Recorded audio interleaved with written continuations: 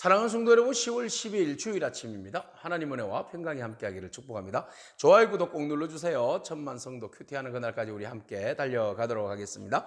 오늘 우리에게 주시는 말씀은 욥기 5장 17절에서 27절까지의 말씀인데요. 우리 다 함께 17절 말씀을 읽도록 하겠습니다.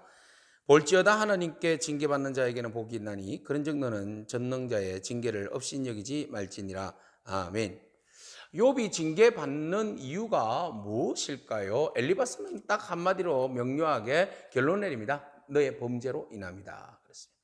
네가 죄를 지었기 때문에 하나님께서 너에게 징계하신다. 그래서 네가 지금 당하고 있는 그 고난, 전능자의 징계이기 때문에 네가 업신여기지 말고 받아들여라. 피할 생각하지 말고 받아들이라. 받아들이고 그것을 잘 받아들이는 자에게 복이 있다라는 거예요.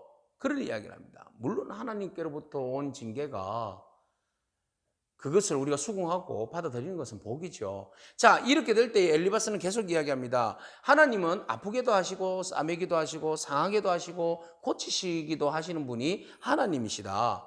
그래서 그 하나님께서 너를 6가지 환난, 아니 7가지 그 환난과 재앙으로부터 너를 보호해 줄 것이다. 회개하고 나아가면 하나님 앞에 회개하고 나아가면 그 모든 고난과 환난으로부터 너를 구원해 주실 것이다. 뿐만 아니라 네가 당하고 있는 기근과 전쟁과 그 모든 위협으로부터 또 다른 사람의 혀의 채찍, 다른 사람의 비방, 비난이죠. 이 모든 것들로부터 하나님께서 너를 보호해 주실 것이다. 모든 멸망과 기근이 사실 들짐승들의 위협 이런 거 두려우지 않을 것이다. 결국 자연들이 너를 협조해 줄 것이고 너의 그 24절에 네 장막의 평안함을 알고 네 우리를 살펴도 이런 것이 없을 것이며, 그러니까 네가 살고 있는 그 장막에서의 삶이 평안한 삶으로 다시 돌아올 것이고, 그 다음에 25절에 네 자손이 많아지면 네 후손이 땅의 풀과 같이 될 것이다. 네 자손들이 번성할 것이다. 이런 이야기를 하는 거예요. 그리고 네가 장수하다가 평안하게 무덤으로 돌아갈 것이다. 우리가 연구한 바, 빌달과 소발과 함께 엘리바스가 연구한 바 우리가 내린 결론이다. 이런 이야기를 하는 거예요. 자, 다 맞는 이야기예요. 다 맞는 이야기예요. 그죠?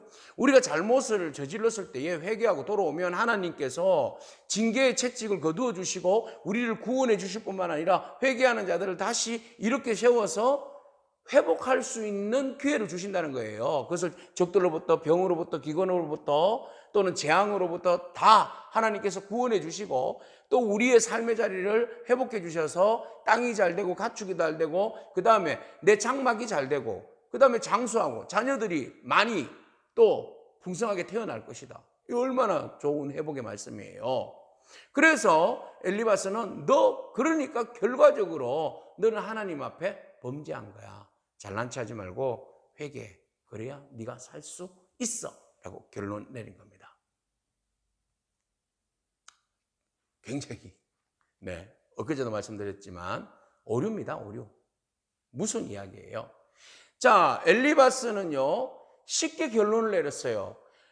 욥의 고난이 죄로 인한 징계다. 이렇게 결론을 내린 겁니다. 자, 욥의 고난이 죄로 인한 징계다. 맞습니까? 그럼 예수님의 십자가의 죽음이 그의 죄로 인한 징계입니까? 네, 사람들은 그렇게 생각했습니다. 그러나 예수님의 고난은, 죽음은 우리를 구원하여 주시기 위한 방법이었다. 이렇게 보는 겁니다. 그러니까 여러분, 모든 징계가 죄로 인하여서 오는 결과물이라고 단정 지으면 안 돼요. 그것은 하나의 방법 중에 여러 가지 그 경우의 수 중에 하나예요. 하나님은 징계를 통하여서 우리의 그 연약한 또 우리의 성숙하지 못한 신앙을 바로 잡아주고 세워주는 방법으로 징계라는 도구를 사용하세요. 맞아요. 그렇지만 모든 것들의 경우의 수는 아니잖아요. 지금 욥의 경우에도 이게 지금 맞습니까? 아니잖아요. 천사와 하나님과 지금 내기 중에 일어난 사건이잖아요. 그런데 우리는 뭐라고 이야기하는가 하면 엘리바스는 자기가 신앙이 굉장히 좋다고 생각하고 자기가 그 영적인 경험, 하나님으로부터 신비한 경험을 했잖아요. 그리고 또 망하는 사람들을 직접 눈으로 목격했잖아요. 그리고 자기에는 영적으로 하나님 말씀이 충만하잖아요. 그런 것들을 종합적으로 계산해서 이걸 믹스해서 보니까 욥은 하나님께 범죄함으로 징계를 받는 거다라고 결론 내린 거예요. 이건 하나님의 권위. 여러분, 이거 위험한 겁니다. 우리가 성경에 나오는 모든 이야기들을 이렇게 해서 하나님의 뜻 가운데 고난이 오고 징계가 왔다라는 이 말, 권위 있는 하나님의 말씀이죠. 이 권위 있는 하나님의 말씀을 가지고 여러분, 나의 필요와 나의 생각을 말할 때에 이 권위 있는 하나님의 말씀을 땡겨와서 마치 내 말이 하나님의 말씀의 권위를 인정받아서 말하는 것처럼 포장해서는 안 된다는 거예요. 그러니까 성경의 권위와 내 말을 동일한 위치에 놓아서는 안 된다는 거죠. 그죠? 우리는 상당히 많은 실수가 성경 말씀이 이렇게 했는데 이렇게 있는데 너 이렇게 해서 이렇게 하나님께 징계받는 거야 라고 쉽게 말하는 경우가 있어요. 마치 내 말을 성경에 있는 말처럼 성경에서 따와서 마치 내 말이 성경의 권위처럼 이야기하는데 안 됩니다. 지금 욥에게 필요한 것은 정죄가 아니에요. 회복시켜 주시는 말씀 좋죠. 다시 회복시켜 주셔서 장수하고 자녀들이 많이 태어나는 거 맞아요. 그럼 복 받으면 좋죠. 근데 지금 욥은 만신창이가 되어 있잖아요. 자녀들이 다 죽었어요. 언제 자녀들을 기다리겠어요. 근데 지금 죽을 판인데 무슨 장수가 나에게 배부른 소리지, 배부른 소리. 지금 나에게 가장 필요한 것은 뭐예요? 하나님의 긍휼하심을, 하나님의 위로와 하나님의 은혜로 다시 일어서는 거예요. 그래서 사람들 도구로 써서 사람들 통하여서 진정한 참된 위로가 필요한 거예요. 그렇죠? 위로가 필요한 겁니다. 여러분, 모든 상황 가운데 우리가 사람으로서 해야 할 것은 나의 짧은 지식과 나의 짧은 그 판단력으로 사람을 정죄하고 그 사람을 묶는 것이 아니라 우리가 할 수 있는 것은 위로입니다. 그 사람을 죄로부터 벗어나게 하시고 징계하시는 분의 주권은 하나님께 달려 있잖아요. 하나님이 하시는 거죠. 왜 내가 판단해서 네가 하나님의 저주를 받아서 징계받는다고 내가 왜 단정지어서 말합니까? 이 범죄잖아요. 오히려 엘리바스가 지금 오류의 범죄를 저지르고 있어요. 무지의 범죄를 저지르고 있어요. 자기가 하나님입니까? 자기가 왜 판단해서 결론을 내립니까? 이거 해서는 안 됩니다. 오히려 하나님은 어떤 분입니까? 모든 상황 가운데 범죄한 자들이 또는 때로는 범죄했다 할지라도 하나님은 그 영혼이 다시 회복되어지고 돌아오기를 원하시고 고난 가운데 있는 영혼들을 하나님 위로하십니다.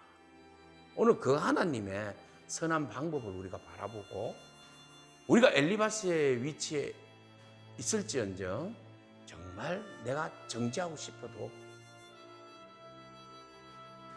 우리의 입술을 지키기를 축복합니다. 그래서 우리에게 필요한 것은 격려입니다.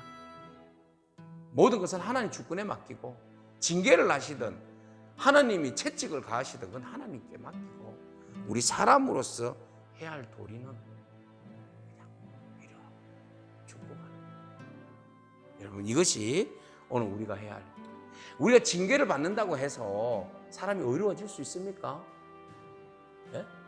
징계를 받고 우리가 정말 노력한다고 해서 우리가 의롭게 복을 받을 수 있습니까?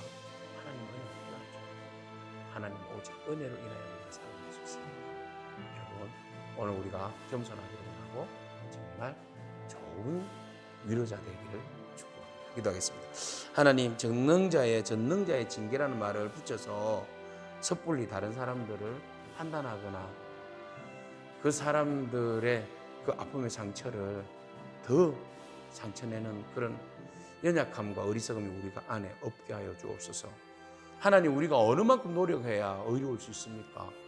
우리의 수고와 노력으로는 절대로 의롭지 못하고 오직 하나님의 은혜의 빛을 받아야 우리가 의로워질 수 있는 줄로 믿습니다. 주님, 우리의 잘못과 우리의 상황과 우리의 고난 가운데 주여 생명의 빛, 위로의 빛, 치료의 빛을 다해 주셔서 우리가 다시 우리 이웃들이 다시 일어나고 회복되게 하여 주옵소서.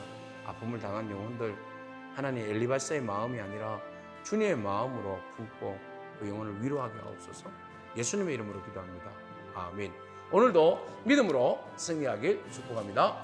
아멘.